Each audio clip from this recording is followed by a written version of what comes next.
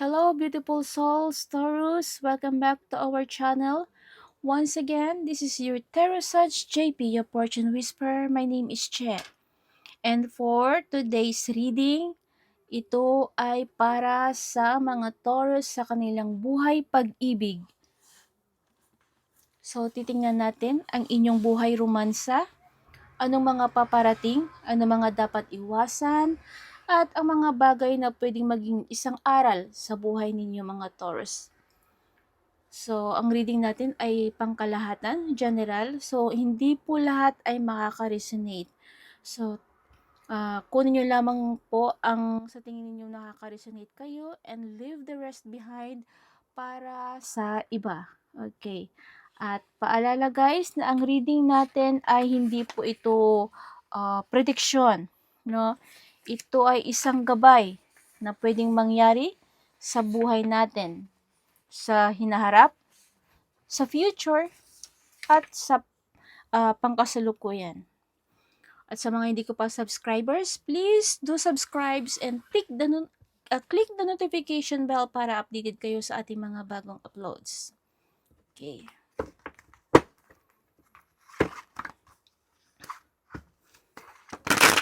Spirit of the cards. Give me the cards for Taurus para sa kanilang buhay pag-ibig. Okay. Sa kanilang hinaharap, sa kasalukuyang relationships. Ano ang pwedeng mangyari? Okay. Mga paparating.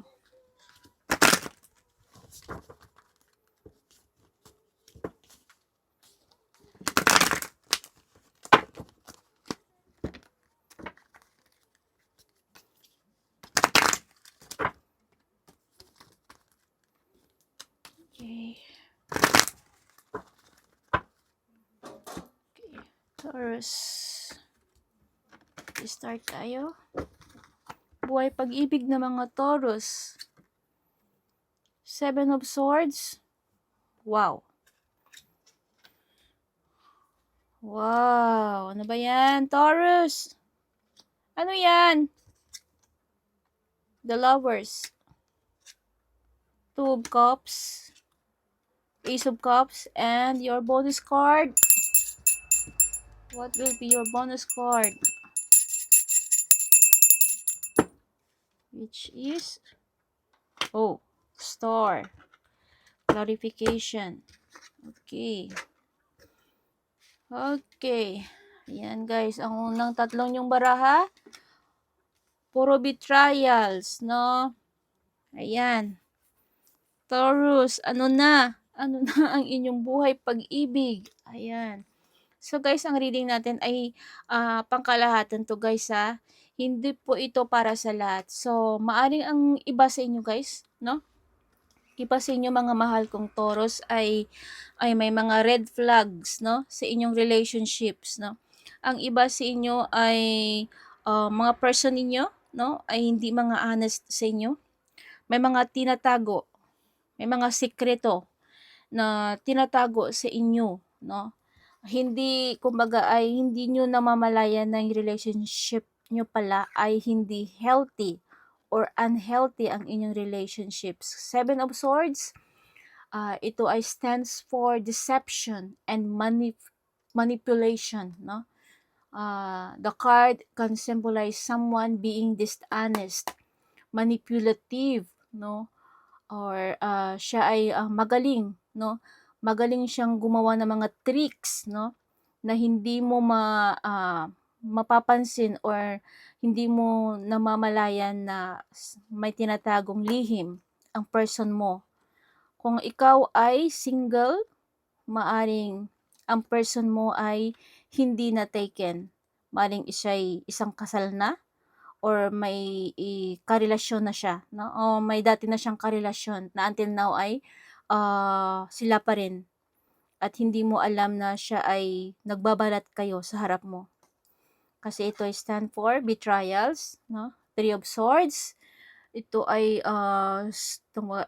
strongly associated with emotional distress. whether it's a broken relationship. So, pinapakita dito guys na hindi kayo magtatagal ng person mo, no? Darating at darating na ang panahon or one of these days or sa paparating ay magkakahiwalay kayo. Ang magiging problema itong pagiging dishonest niya sa'yo. Magiging problema ito at magiging reason ito kung bakit magkakaroon ka ng broken heart, no? Magiging broken hearted ka, broken relationship ang mararanasan mo. And some of you guys, kung ikaw ay kasal na or maging ikaw ay nasa relationships, alam mong maraming red flags, no? Red flags yung karelasyon mo. So, gusto mo mang makawala sa isang relasyong meron ka ngayon, ay nahihirapan ka. Kasi feeling mo ay nasa circumstances ka na feeling mo ay biktima ka ng isang circumstansyang hindi mo maiiwasan or hindi ka makagawa ng paraan para makawala. You are you're feeling of being trapped, no?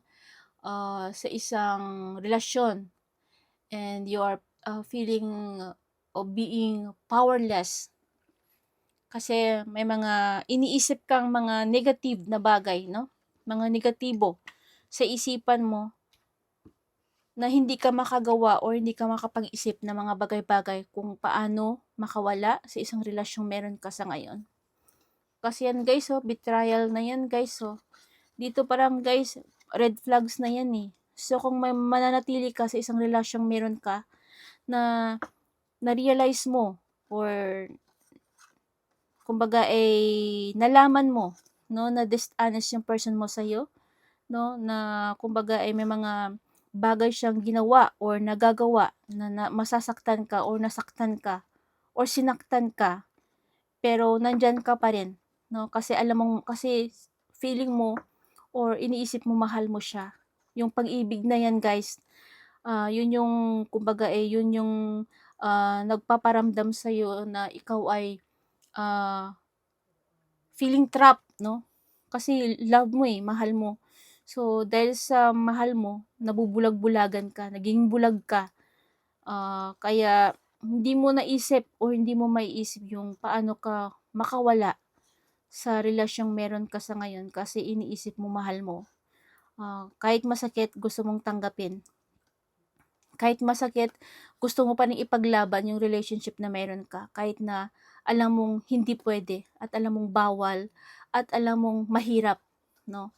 Kasi in the first place, guys, hindi mo worth, no, na masaktan. Hindi mo deserve na masaktan at hindi mo deserve yung mga taong mga dishonest, mga taong nagbitray sa'yo or magbibitray sa'yo ng pagmamahal mong meron ka sa kanila. So, you have to be strong. You have to think wisely, no, na mga paraan na dapat makapag-move on ka, no, na makawala ka sa isang relasyong meron ka sa kasalukuyan. Ayan. And the lovers represent, new beginning. The lovers guys, no, ito ay 7th major arcana card sa tarot card. So, ito ay it's all about love, no, deep connection. So, maaring sa relasyon guys, no, maaring kung makawala ka man dyan guys, sa isang relasyong meron ka sa kasalukuyan, makakahanap ka ng bagong, kumbaga bagong yugto ng iyong buhay pag-ibig, no? Two of Cups, ito ay nagsisymbolize ng strong and long-term relationship, ang Two of Cups as well sa lovers. So, maaring makahanap ka ng bagong pag-ibig, buhay pag-ibig. No? Ace of Cups, new love or emotional renewal.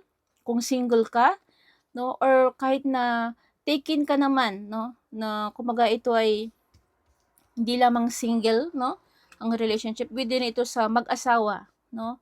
So, kung magkakahiwalay man kayo, balang araw or pagdating ng panahon ay makakatagpo ka rin ng bagong pag-ibig, bagong yugto ng buhay, no? Buhay pag-ibig, new love or emotional renewal, ang Ace of Cups. So, kung single ka, ito ay maring expect the romantic opportunity, no? Kung ikaw ay single. And kung taken ka naman, you're in a relationship na kailangan mong, tawag dito, makawala sa isang relasyong meron ka na maraming red flags, no, sa iyong person. So, ayan guys, maging matatag, no? Iwasan ang magiging isang martir sa isang relasyon. Buksan ang kung ano, wag mong saraduhin ang lahat, no? Buksan mo ang kung magsarado ka man ng pinto, buksan mo yung mga bintana para sa bagong buhay or bagong pag-asa, buhay pag-ibig ninyo. Kasi dito guys, pinapakita may bagong relationship, renewal ng inyong buhay pag-ibig. Okay, kasi ang the stars ito ay nagrepresent ng new beginning, no? Ito ay bagong pag-asa, nagsisimbolo ng bagong pag-asa, pagbabago, no? Paniniwala at positibong pananaw sa buhay pag-ibig. Ito ay nagre-represent ng healing, optimism pagkatapos ng mga paghihirap mo sa iyong relationship, ang the stars. So, ito ay may clarity sa iyong bagong buhay. Ayan, hindi man ngayon guys, kasi ang buhay pag-ibig natin guys, hindi naman basta-basta pag nasaktan ka, no? Basta-basta ka na lang maghanap ng bagong karelasyon para mawala yung sakit. So, it takes time para mag-heal ka, no? Mag-heal ka sa sakit na mga naranasan mo sa iyong pag-ibig. Maging matatag, no? Kasi hindi mo deserve na masaktan, hindi mo deserve na nalukuhin, lalo na't binigay mo yung lahat-lahat mo, no? Binigay mo yung buong oras mo, panahon mo, puso't kaluluwa, katawan, lahat binigay mo na sa person mo, pero at the end of the day, binitray ka pa niya, no? Naging traitor siya sa'yo, may mga ginagawa siyang hindi kagandahan sa relationships ninyo, may mga kasinungalingan siyang nagawa, no, na yan, na feeling mo ay naging trap ka, no, na nahihirapan kang makawala sa isang sa person mo dahil mahal mo. Pero guys, no, kung sino ka man, kailangang makawala, huwag kang maging martir kasi hindi mo deserve na masaktan, hindi mo deserve na lukuhin. Okay? Dahil may bagong pag-ibig, no? Bagong yugto ng buhay pag-ibig ang papasok sa buhay mo. Basta maging strong ka, no? Kasi clarity yan. Healing, may bagong, kumbaga ito ay feeling na nagsisimbolize ng pagbabago, healing, no? Sa iyong buhay pag-ibig. Kung nasaktan ka man, darating ang panahon na malalagpasan mo yung mga sakit na naranasan mo sa buhay pag-ibig mo. Okay. Ayan. Kaya kunting ingat, mga Taurus, sa inyong buhay pag-ibig, sa inyong relationship. Okay. Ayan, heartbreak. Settling. Avoid settling for less than you deserve in love. And divine timing. Magic. Healing heart. Ayan yung mga cards nyo guys, oh. Resolution. Ayan. Heartbreak. Heartbreak is a part of the human experience. It will pass. Ayan. Heartbreak naman, nakakaranas ka man ng heartbreak sa ngayon, malalagpasan mo yan. No? Makaka-recover ka sa sakit ng mga naranasan mo or na-experience mo sa kasalukuyan, buhay pag-ibig. So, heartbreaks is a part of the human experience. So kumbaga hindi mo malalaman kung totoo kang nagmamahal kung hindi ka masasaktan. Yun yung laging sinasabi ng iba. Pag nasaktan ka, ibig sabihin nagmahal ka. Pero yan guys, malalagpasan mo yan. Kasi it will pass. And yan yun, divine timing. Trust in divine timing. Love arrives when it's meant to. Yung bagong pag-ibig guys, no? May mga panahon hindi lang sa mga ating mga minimiting kasaganahan, no, sa kapirahan sa buhay. Kahit na sa pagbuhay pag-ibig natin guys, may mga may mga divine timing yan eh. So, kumbaga trust in divine timing kasi ang bagong yugto ng buhay pag-ibig mo ay darating at darating sa tamang panahon. Huwag lang tayong maging kumbaga magmadali sa isang relasyon or sa bagong relasyon na gusto nating pasukin. Divine timing and settling. Avoid settling for less than you deserve in love. Ayan, yung sinasabi ng barahan ninyo. And resolution, face conflicts with courage. Find the key to unlock understanding. Yan, resolution yan guys. Kung nakakaranas kayo ng kabiguan sa ngayon sa pag-ibig, buhay pag-ibig, face the conflicts with courage. No? Find the key to unlock understanding. Sinasabi ng barahan ninyo. Healing heart, healing of the heart begins with forgiveness. Kung niloko ka man ng taong minahal mo or mahal mo, hindi ka makakapag-move on kung hindi ka marunong magpatawad, no? Kasi ang pagpatawad guys, hindi mo man agad-agad maibibigay yan, pero sa darating no na mga panahon, darating na mga araw, maghihil yung puso mo, no? Kumbaga ay makaka-recover ka at sa kunting panahon matututunan mo kung paano magpatawad or patawarin yung taong nagbigay sa iyo ng hindi kaya-ayang sakit sa puso. And magic, discover magic in the mundane, making the ordinary extraordinary. Kumbaga ito ay magagawa mo yung lahat, no? Makaka-discover ka ng iba't ibang kumbaga magic, no? Iba't ibang mga experience, no, sa buhay pag-ibig. So dapat mo i-apply sa iyong buhay, no? Kasi yung mga naranasan natin guys, pwede ring maging isang lesson sa atin, no?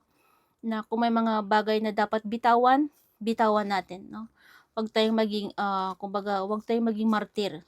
Kung yung mga bagay na yan, yung mga person na yan, na hindi makakatulong sa ating kasaganahan, no? Sa ating, hindi makakatulong sa ating paglago bilang isang nilalang, isang person, isang human being, let go, no? Bitawan natin sila. Kasi hindi natin deserve na masaktan or hindi natin deserve na lukuhin.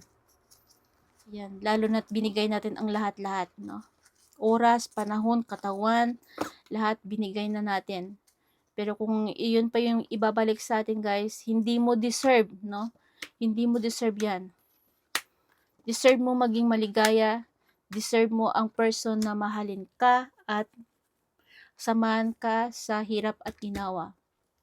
So Taurus, that's all for today. Ito yung reading niyo para sa inyong buhay pag-ibig.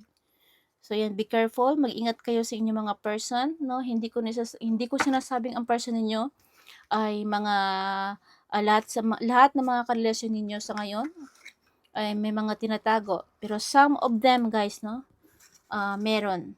So ang reading natin ay hindi man para sa inyong lahat, pero iba sa inyo guys ay may nakakaranas ng ganitong sitwasyon. So, yan guys. So mag-ingat, ingatan ng inyong puso't isipan, maging matalino, no, sa balanse, no, ng mga bagay-bagay sa inyong relasyon, mag-asawa man or magkasintahan. Be honest to each other, no. Kailangan nyo rin ng communication, no, kasi ang communication ay isang paraan yan, no, na kumbaga ay maging okay ang inyong relationship kung open kayo sa isa't isa. Okay, so guys, Taurus, that's all for the day. Okay, good luck sa inyong mga relationships, no? Good luck sa inyong buhay pag-ibig and hoping na maging healthy ang inyong relationship kung meron kayo sa kasalukuyan. So, God bless guys. Have a nice day and see you soon. Bye. Ano ba yan? Betrayal na naman. Ang sakit ha. Sakit mo mabitray. Lalo na tong taong mahal mo. Sakit.